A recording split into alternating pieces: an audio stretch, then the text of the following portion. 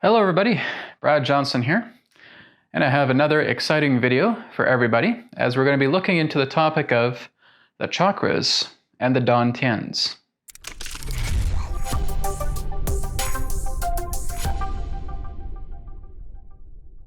So, this may be quite a lengthy video because we have a lot of ground to cover when we're looking at the chakra centers and when we're looking at the Dantiens. So to give a very brief overview of what the difference of these two topics represent, if we're looking at the chakras, and what we're looking at is we're seeing the energy centers that exist within the spine. And so there are 6 energy centers, or 6 chakras, that exist within the spine that we'll be going over, and there will be a little bit of extra information pertaining to sub-chakras at the same time.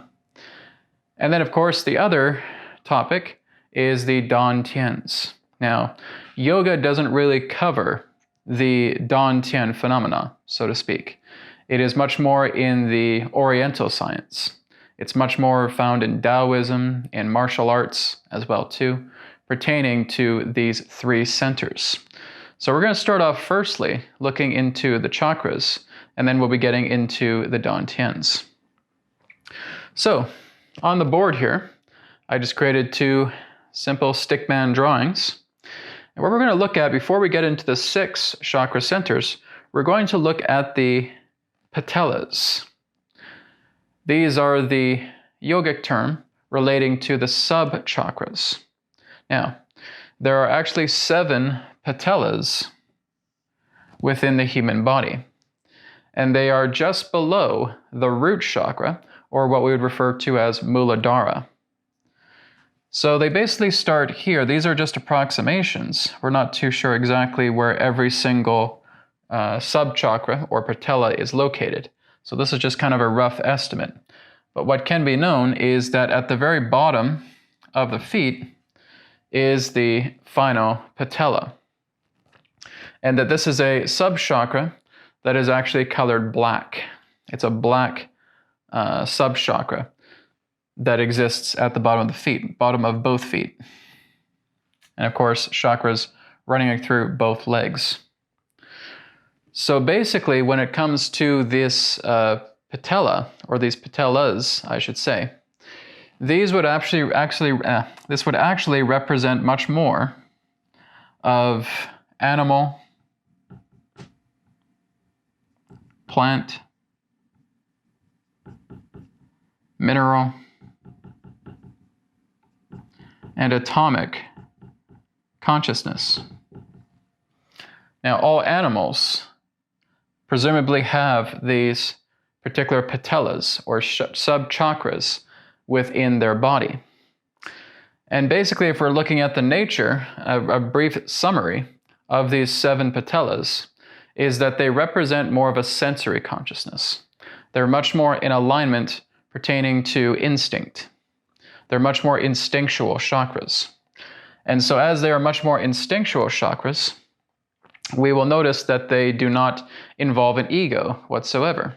For you to actually move up into an ego consciousness is to actually move up into the root chakra or the Muladara. Now, this would probably need to have a lot more advanced study taking place pertaining to certain animals, right?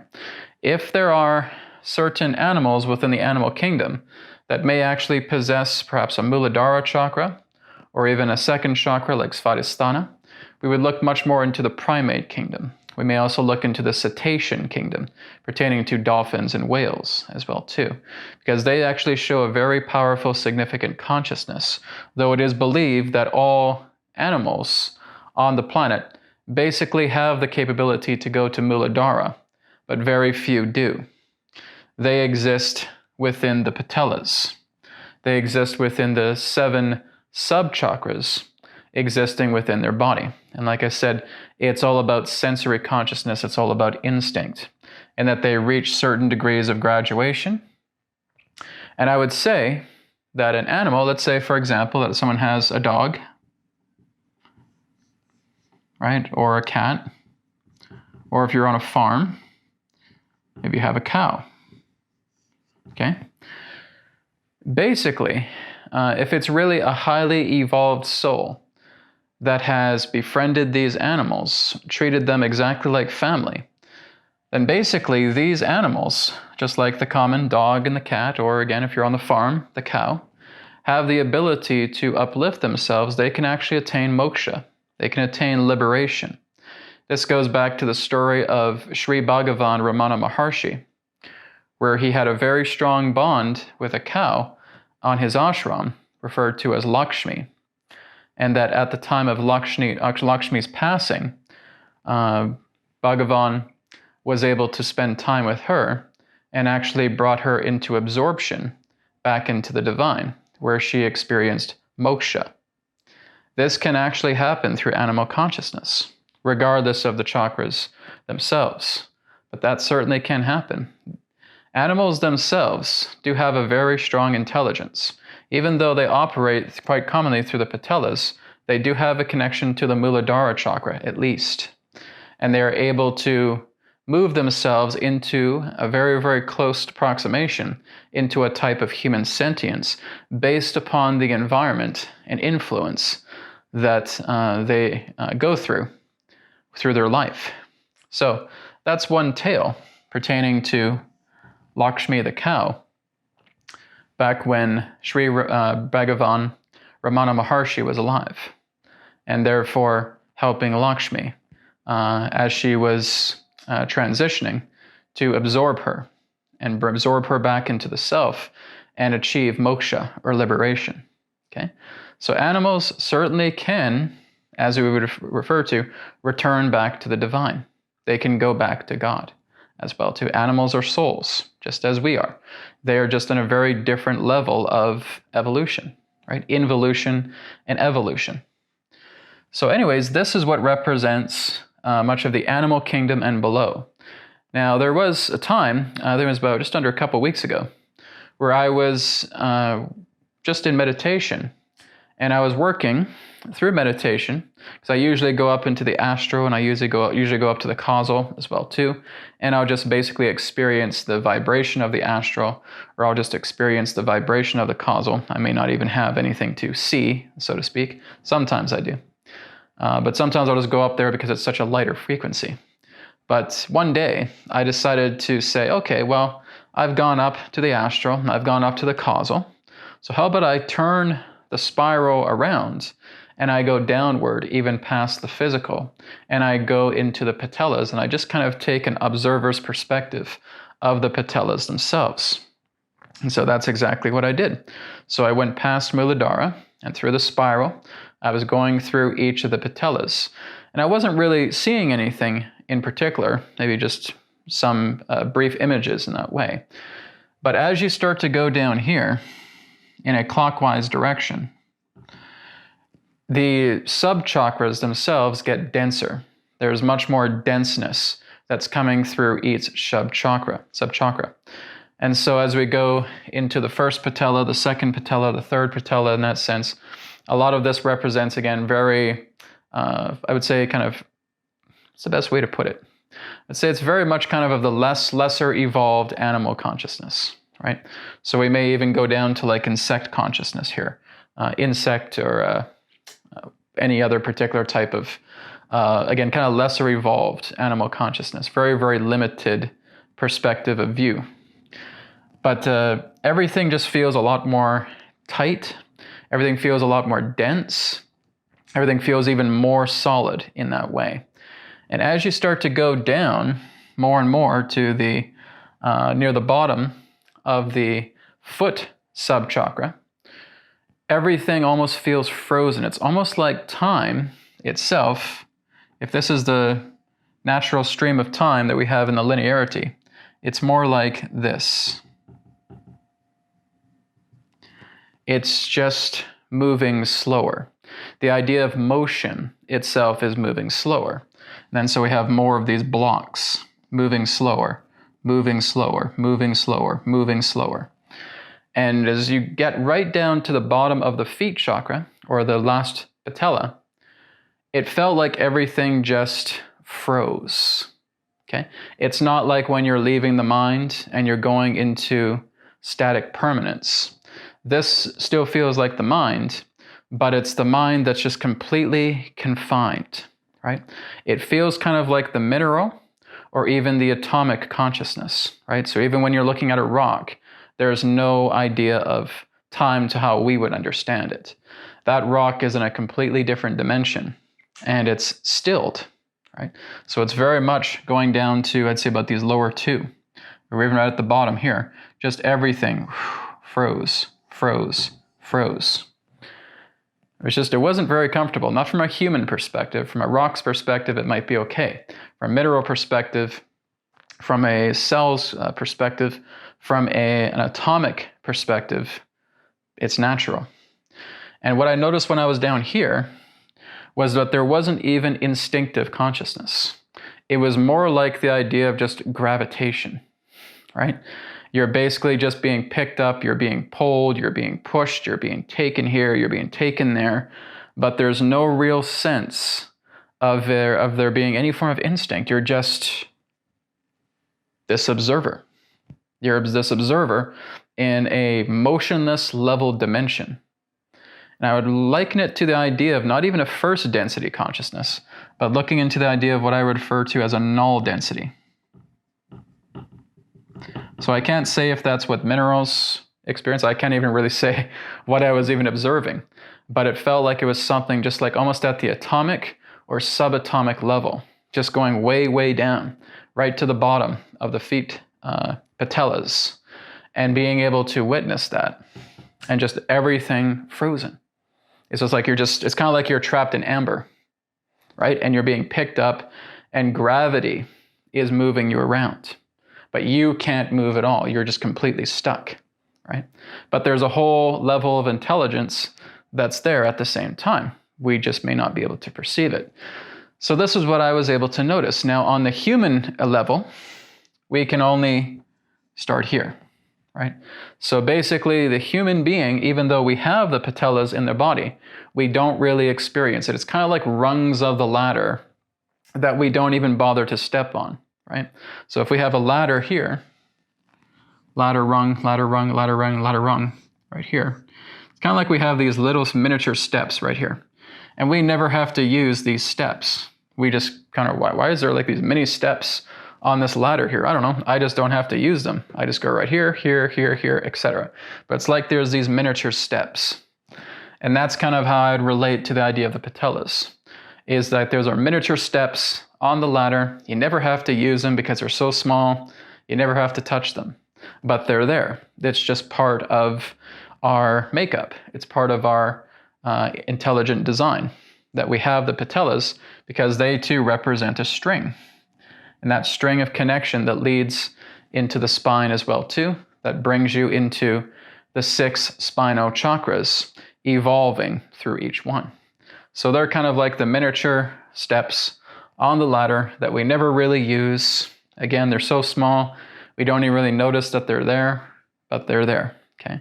So all mammals, right, all animals, because we are also part animal ourselves, have the patellas, right, the 7 sub-chakras. So yogis have talked about this, but they haven't really given too much detail on it.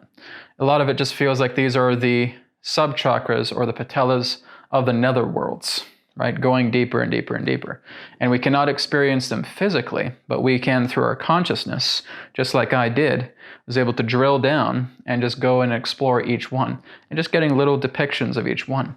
But like I said, it just starts off kind of semi-dense, and then it gets denser and denser and denser and denser until you're right at the bottom of the feet where everything just freezes. And you're just kind of like stilled in amber and just watching gravitation move you around. You have intelligence, but there's nothing in regards to the idea of an instinct or free will or anything of that nature. It's not even at animal consciousness, where there's that sensory consciousness, where there's that instinct. It all just comes down into the idea of in that null density, in the best way I can refer to it. And like I said, I'm not too sure of the life forms that exist within the null density. Like I said, it could be mineral, it could be elemental, it could be atomic, subatomic, etc. Whatever is there, it exists more so just gravitationally and just being an observer, kind of like the fly trapped in amber. So that was what I wanted to give you guys, just as kind of a sneak preview, before we get into the chakras themselves. So like I said, there's not too much information about the patellas. You may find something. There is a Swami that talked about it. It's Swami Saraswati. He talks about the idea of the patellas. He talks about it in Kundalini Tantra book. Just going to clear this off. But he talks about it a little bit there as well too. Basically talking about the sub-chakras or the patellas, that there are 7 of them. They kind of represent more of the netherworldly impression altogether. All right. So I'm just going to redraw the stick figure again. And we're going to go into the discussion now about the chakras themselves. So here we have the Muladara chakra. That's the root. And just slightly above it, we have the second chakra, the Swadisthana. Then just above that, at the navel, we have the Manipura Chakra. Okay. Then as we go up to the heart, we have the Anahata Chakra. And as we go up close to the pit of the throat, we have the Throat Chakra, or the Vashudi Chakra. And then as we go up to the brow, we have the Anya Chakra. Okay. So here's Muladara. And that's what we'll start off with first. So, if some of you who are watching this are familiar with the practice of Kundalini, you may be aware that Muladara is basically the seat to where Kundalini itself is abiding in. And that through Kundalini practice, or if you have someone giving you a Shakti pad, you are able to feel the awakening of the Kundalini serpent, and therefore it begins its rising up the spinal center itself. Now here's a very interesting thing for you guys to be aware of. The spine itself is part of the brain. Okay? All a Kundalini awakening is, it's the awakening of the entire brain of the body. As Paramahansa Yogananda once said, that the spine is like the altar of God. Right? So when we awaken the spine, we're awakening this brain center within God, within ourselves. And so there are activations that take place along the spine, because the spine, again, is very much a part of the brain. So everything that relates to the idea of the Kundalini awakening is really a massive brain awakening. It's an activation of our entire brain that goes through the spine and comes all the way up into the cranial brain itself. Now the Muladara chakra, the root chakra, as we commonly know it to be, is the chakra to where it's the first switch, right? Chakras themselves often are referred to as whirlpools of energy, or discs of energy, or vortices of energy as well too. But through much of the Kundalini yoga circles, they're often referred to as switches. They're actually just switches you're switching on, right? Now, of course, we have the chakras themselves flowing constantly, just as you're watching this right now. If you've never touched Kundalini or anything of that nature, that doesn't matter. Your chakras are still flowing, right? They're still in movement, and they're flowing in their own respective harmony. But when you actually start to awaken Kundalini, this is the chakra here, you're actually seeing a gaping hole coming into the chakra. And that gaping hole is basically awakening the Kundalini intelligence at the base of the spine. Now, the Kundalini intelligence actually starts at the top of the head. And then in time, it works its way down, and it stores itself here in Muladara. So Kundalini itself, when you're born, and as you leave the womb and you come into life, we're not too sure exactly when it happens. But basically, the Kundalini starts moving all the way down to the root chakra. You have to see the human body as an upside-down tree. Okay? So when you're looking at the chakras, the 6 spinal chakras, this again would actually be the root of the tree. And that is what we call Sahaswara, which we'll be getting into here in a little bit. But basically, we're looking at the idea of the root of the tree here at Sahaswara, and then all the veins, right? All the nervous system, right? Everything starts to move itself downwards. So we are, in actuality, a walking upside down tree.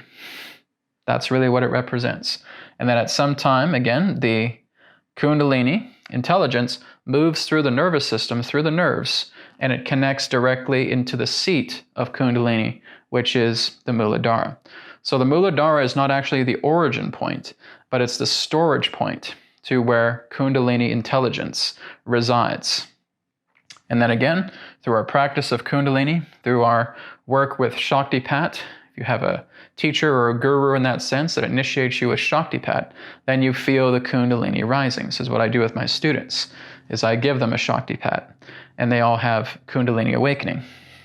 So Muladara, like I said, is the first switch, and Muladara would be, as it were, the heaviest and the most dense of all the chakras that we have. It is what contains all the fears, all the anxieties, all the lusts, all of the base emotions that are basically so heavily stimulated. And it just resides fermented inside this chakra center. So the root chakra, the Muladara, is the heaviest of all chakra centers themselves, because it's kind of like just watching all of this debris just floating down into the Muladara, where everything pertaining to survival and dependency, fear, aggression, etc., all starts to ferment right here in the root chakra, in the Muladara. So of course we do things like BCR technique, prana transmission technique, to release a lot of the debris caught up in the Muladara chakra. But once you awaken this chakra itself represents the idea of individuality purified individuality. You start to feel like you're in charge of your life. You're starting to feel self-responsible, right? That's what happens when we start to balance out the Muladara. And we go up into the second chakra. The second chakra represents that of Swadisthana. Now, the interesting thing about the second chakra and the first is that they're actually seen much more as twin chakras, right? So if we look at the Muladara, we feel that it's actually right at the base of the spine. It's right at the coccyx, okay? And all you have to do to feel the Muladara is contract your rectal muscle, just like that, and release. Contract and release. And as soon as you release, you're actually feeling the energetic of the chakra. Now, the chakra centers themselves are not physicalized. They do not exist in the physical body. They are overlays of energy, you could say. They exist in the causal plane, okay? So all 6 chakras exist in the causal plane. Even if we were to see prana itself cannot be seen in the physical plane. You would be able to see it in the causal plane at the same time. So a lot of our energetic body is visible to those who are able to perceive the causal plane. We would actually be able to see it in that way. The entire blueprint of our body, of our energetic body itself, the very blueprint that makes up our body, is causal in its design. It is the ideation realm. It's the realm of ideas. It's the realm of blueprint. So therefore, that's why, we sometimes think, oh, was there a physical chakra in the spine? No. It's an overlay, okay? And it's causal in nature. So anyways, as I was saying, that's Muladara. Like I said, contract your rectal muscle, release it. Then we go up into Swadisthana. Now, Swadisthana, as I said, is kind of like a twin. It's like a twin in relationship to the Muladara, because in ancient yogic text, it's actually believed that we just had 5 chakras, that they basically included the Muladara and the Swadisthana as one chakra, because they're like twins. But when we look at Swadisthana, if we want to feel it, we would just contract the urethra. Okay, you contract your urethra like you're having to hold in to pee, right? You contract it and then release. Contract the urethra, then release. And then when you release, you're feeling again the energetic of the second chakra. Okay? Now, the Swadhisthana connects a lot more with sexuality, relationships, connections in life, right? Our social circle, altogether. And it is also a chakra that represents pleasures and desires, right? Of course, sexuality getting in there, lusts as well too. So of course, we have to do a lot of cleaning of that, because in majority, people still do not understand how to discipline their sexual energy, right? They're still very much consumed by desires and pleasures. And of course, there's wretched relationships, breakups, all of these things. Abuse of our sexual energy. That's what we're clearing up when we're going through Swadisthana, the second chakra. And that would be located in women. It would be just above the cervix. In men, it's just above the prostate gland. Okay, but more specifically, it would actually be right at the sacrum, just at the top of that triangular bone. Okay, so just above the cervix for women, just above the prostate gland for men. Okay, and just right at that area, the top area of that sacrum bone altogether. So like I said, when you're contracting the urethra and release, contract, release, just like you're holding into P, when you release, that's you feeling the energetic of the second chakra. Then we go up into the third chakra, which is referred to as Manipura. Okay, so for Manipura, this is a big one, because we often see these New Age images of the idea that the third chakra is right here. It's not. Okay, the third chakra is not in the solar center. It's not the solar plexus. Okay, that's actually one of the Dantiens, which we'll get into. But what that actually is this here, Manipura, is just below the navel. Okay, the third chakra is a navel chakra. It's not a solar plexus chakra. Okay, a lot of people get that one mixed up, and that's wrong thinking. That's just erroneous ignorance. So again, we do not have a chakra here. We have a center here, but it's not a chakra. All right? So the Manipura chakra, this basically deals with your willpower, deals with the sense of self, the idea of balancing out the nature of the ego in that way. So it has to do with willpower, has to do with personal strength, has to do with conviction, has to do with determination as well too. It's our fire pit, so to speak, right? But it's right here, just below the navel. So that's kind of like our stream of fire pit in that sense, that determination, that drive, that passion, that willpower, that strength, that courage. That is what represents the nature of Manipura. Okay? And so again, like I said, it's at the navel. So if you want to feel the Manipura chakra, all you do is just suck in your belly. Suck it in until it's touching right at the back of your spine. The muscles at your belly is just touching the back of that spine. Hold it for a couple of seconds, and then slowly release. And as you see the muscles releasing, feel the muscles releasing, as I say, feel the muscles releasing, that is the feeling of the energetic pertaining to the Manipura. So you suck it in. So the muscles are just touching the spine. And you hold it in for a couple seconds. Then you just release. And it's that releasing where you feel the Manipura. Okay? Then we go up into the fourth center here, which is Anahata. That is the Heart Chakra. Okay? So there's another fellow named Forrest Knudsen, right? He's talked about how people can feel their chakras as well too. It was very, very useful because I did it and I can certainly feel them. Anahata, the Heart Chakra, well, this really deals with our empathy. This deals with our ability to really kind of open up. It's really much more of the lighter chakra, right? The chakra that represents much more of the air element, right? So it's representing our thought process. It's representing our higher empathy as well too, our empathic ability, our compassion, right? Everything that represents our feelings center, our empathic center. That is the representation of the heart.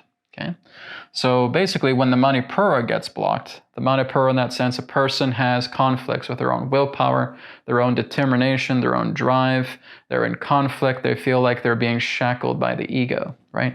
Feel like they're just, again, highly dependent upon their external environment.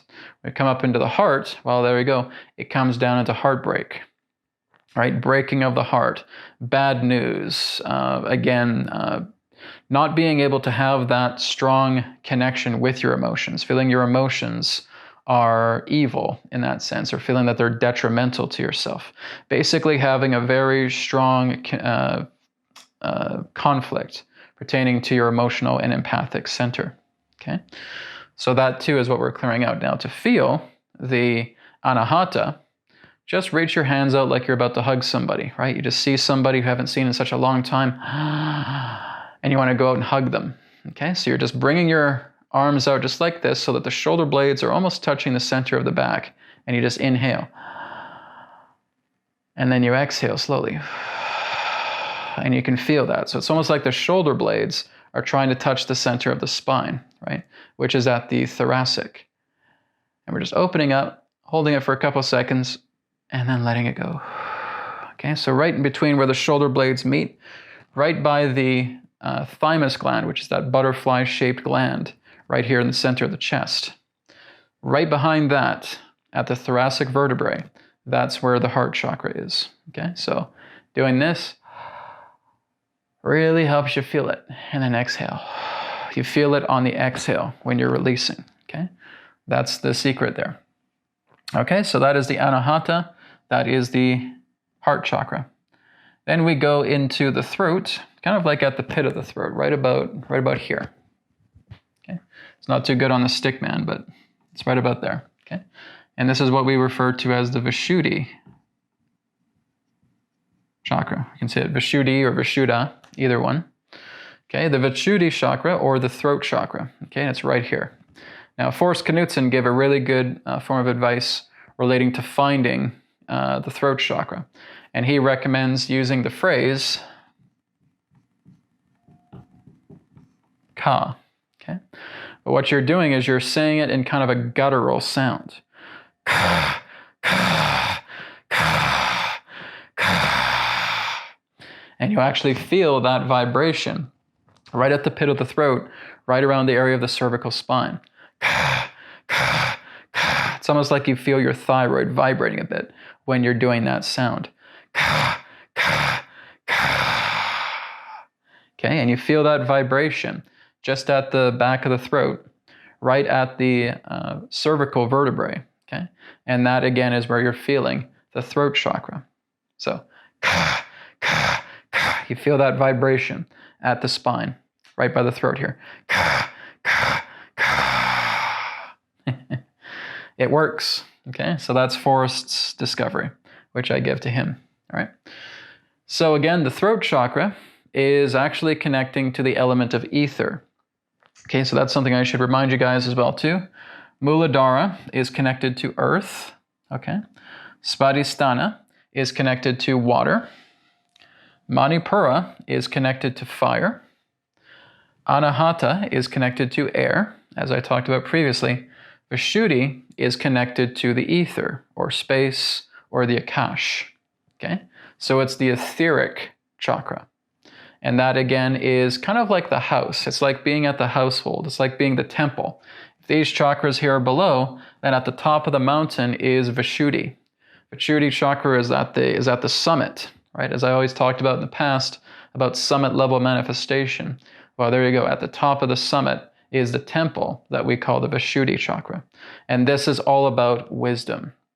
This is about divine intelligence speaking through you. This is about expression. It's about being able to express yourself, being able to share your wisdom, your experience, your knowledge with others. And basically, again, when we're down on ourselves, right, we have the antis that are coming in. We don't feel like we can share ourselves. We don't feel like we can express. It's the complete and total submission, feeling that we can't express ourselves. We can't voice our opinion. We can't share ourselves. We can't share our knowledge. We think everybody else is smarter than us. We can't share our wisdom, right? So we get blocked. And this is what I see almost all the time with people. When I've done client sessions, speaking to people, right? They just start coughing, right? And I kind of look into them and saying, you're holding back a lot of truth. You're holding back a lot of expression that needs to come out of you. Yeah, I know. I just don't feel like I'm able to. I just feel like I've been shut down, right? That's a very, very common effect. We have sore throats, right? When we have laryngitis, when we have constant coughing in the throat all the time, That's you not being able to feel like you can freely express yourself. You feel like your expression is there. It feels like you have this big gigantic temple, but you're not even allowed to go inside your own temple. You feel like you're locked out of your own house. But that is the temple, that is the giant house that again culminates all of the elements together in the fifth house, or the fifth chakra altogether. So that's Vashudi. Like I said, the vibration of Kaa, Ka, will help you to locate that chakra. Then we go up into the sixth chakra, which is Anya. But here's the secret to Anya. Anya, right here, this is much more like the lens of the chakra, but not the actual chakra itself. It's the lens of the chakra. But we're actually going at the back of the throat, at the back of the brain, which is the medulla oblongata in the brainstem. Okay? The medulla oblongata, that connection of nerves, is actually the third eye. That's actually it. A lot of people focus on this. That's not the third eye, right? It's a lens. It's the lens of the third eye. It's like the eye. It's kind of like if you're looking at your lens here of your pupil. I think, oh, well, that's the eye. Well, no, that's the pupil, right? The eye is right behind it. Okay, it's that sphere. Well, the same thing goes with Anya. So, well, that's not actually the hub of the third eye. The hub of the third eye is the medulla oblongata. Okay, I remember when I was first hearing this, it's like, are you kidding me? Really? Seriously? And I was, of course, of the old belief, thinking that there were 7 chakras in the body, when in fact there actually are only 6, right? Because we're actually looking at the spine. Some, like Edgar Cayce, will talk about glands, right? If we're looking at the endocrine system, and that they are connected to the chakras. That's true, but we're focusing much more on the spine as well, too, to where the overlays actually exist. So again, the Anya chakra, like I said, right here is the lens, okay? But we actually want to work with the medulla oblongata. That's what's actually going to open up your brow chakra, your Anya, your third eye, okay? When we work with the medulla oblongata, okay? Medulla oblongata. Hope I'm pronouncing that right, or spelling that right. Medulla oblongata, okay? That's where our focus needs to be, okay? Now, this particular demonstration about how you find it, this one's Forrest Knudsen's as well, too, where he basically just tells you just to kind of move your head just like this, just a gentle shake, right? It's almost like if you're looking at your uncle and he's being really embarrassing at a party, and you're saying, I don't know him, he's not my uncle, I don't know this guy who's dancing around with a lampshade on his head, and his pants are pulled down. I don't know this person at all. Okay, that's what it is. It's kind of like that gentle disgust. So it's basically you're just gently shaking your head. And what you're doing is you're attempting to find the bolt that connects the neck to the skull. Okay, it's right at the base of the skull here. That little screw, that little bolt. Okay, and when you feel that, just as you're gently shaking, just like this, oh, Uncle Harry, you're so embarrassing, right? That's you discovering the medulla oblongata, right in that area to where that bolt or that screw is that connects the neck to the base of the skull, okay? Now, this is my version. This one, both work very, very well. Basically, if you're looking to find the medulla oblongata, you want to perform throat friction, okay? So if you're just kind of keeping your jaw nice and loose, okay, and you're just inhaling through the mouth, it's okay. Usually I don't suggest to do that. But in this example, it's okay, okay? So just slightly inhale through the mouth.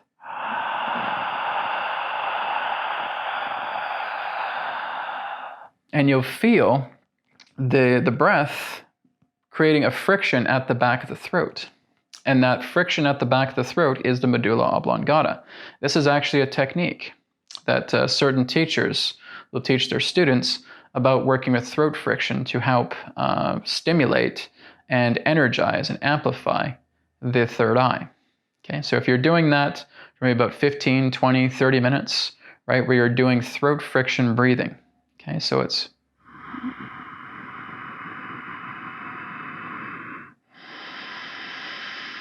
kind of like the ocean breath in a way, but it's more stimulating towards the throat. You want to kind of just breathe in near the larynx, right? So again, like I said, the example here of just having your mouth open,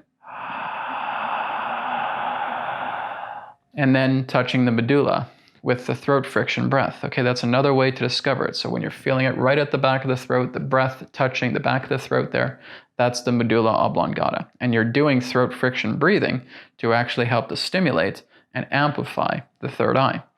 This is why when people start doing it 15, 20, 30 minutes, they suddenly stop. Now they're getting all these visions. It's happened to me as well too when I've done it. So that is also very helpful to help you discover the Anya. Okay. Now the Anya is the causal chakra. Okay, that's the wonderful thing about the Anya. Some people just think, oh, it's maybe one part of the elements. No, it's not. The Anya chakra is your causal chakra. It actually connects to the causal plane. Right? So this is why when you're actually having third eye vision, right, you can see into the astral as well too with it, but you can also go right into the causal with it. It is your causal chakra. So that way, when you're actually opening up the third eye, you can go all the way up to the highest cusp, or you could say the highest membrane that represents the mind. We call the higher mind, which is all guided through intuition, because intuition is the very nature to how the Anya chakra functions. It's an intuitive chakra, and it's a causal chakra. Okay, that's what's wonderful about the Anya chakra. And of course, it gets blocked because we're completely detached from the other planes. Right? It's complete and total detachment. It's a lack of foresight. It's not having any particular form of rapport with your own inner sight, with your own inner vision, with your own foresight, right? Everything just basically becomes shut down because you give too much power to the external world. You're too much into the material, right? So we want to work in opening that eye up so that we realize that other dimensions exist and we can see into those other dimensions, from the physical to the astral to the causal. All right. So the third eye, the Anya chakra, is a causal chakra, and it is the essence of intuition. Okay. Intuition is the language of the Anya chakra. So when you're actually getting visions, right, sound can come along with it, feeling, touch, right, all of our psychic body activates. Okay. So when we're opening up the Anya, the entire psychic body can activate, not just through vision, but through hearing, through sight, through smell, through taste. All of it can completely activate, kind of creating that chain reaction. That's the beautiful thing. But that all just is based upon how much a person is willing to release a lot of these blockages here, because the other chakras can have associations to the other psychic phenomena, the other psychic bodies, like clairaudience, clairtaste, clairsmell, etc. But when you're actually activating this, it can actually create a chain reaction, and you can actually have a multitude of your inner senses within the psychic body open. Just depends on the person, and it depends in regards to how much you're willing to let go and release, okay? So these are the 6 chakras. Oh, Brad, you didn't talk about the crown chakra, because there is no crown chakra, okay? The Sahaswara, or the 1,000 petal lotus, is not a chakra, okay? It is a lotus. It's a 1,000 petal lotus, referred to as a Padma, okay? Otherwise known as a gateway. So basically, and I can say this with the students that I have awakened with Kundalini through Shaktipat, okay? When we have Kundalini awakening, it goes right up to here and it stops. Okay, so when you're having Kundalini coming around, it actually goes right at the top of the head and then it sits. It's kind of like the head of a cobra coming up, and then it touches the brow just like this and it sits there. Okay, this is what many of my students have confirmed when they've had their Kundalini awakening, right? So I have over 50 students. I've already awoken Kundalini in most of them. Okay, and a lot of them will feel that Kundalini going up, moving up to the head, just like the head of the hood of a serpent, a head of a cobra, and just perching, touching right here. That's what it does. Okay, that's the entire path it follows. So it does not even touch the Sahaswara at all. So Brad, what about the crown chakra? Well, the crown chakra is not actually a chakra, but it is what's known as the 1,000 petal lotus. So it is not a chakra itself, but a gateway. What we're going to do is we're going to be dividing this conversation into 2 parts, and we're going to conclude part 1 right now, which represents the chakras. And in part 2, I'm going to talk more about the 1,000 petal lotus, the Sahaswara, as well as the soft spot here on the top of your head, which has a little dot called the Bindu. And this will also lead into the 3 Dantiens. So look for that in the video part 2 of this series of the chakras and the Dantiens. Thank you for joining me in part 1, and I'll see you in part 2. Much love. Om Shanti Shanti Shanti. Namaskar. Thank you very much for checking out the New Earth Teachings YouTube channel. Feel free to like, comment, share, and subscribe. And you can check out the websites, newearthteachings.com, where you can order a private session, 3 questions by email, EQ method, and a lot more. And you can also check out healingcodecards.com, where you can grab your mind deck, your body deck, and of course the brand new Body Deck Special Edition. All of these are available in digital editions as well. And you can also get a shirt just like this through healingcodeshop.com, where you can experience the healing codes in apparel form. So feel free to check out these websites. Thank you so much, and I'll speak to you again in the next video. Be well.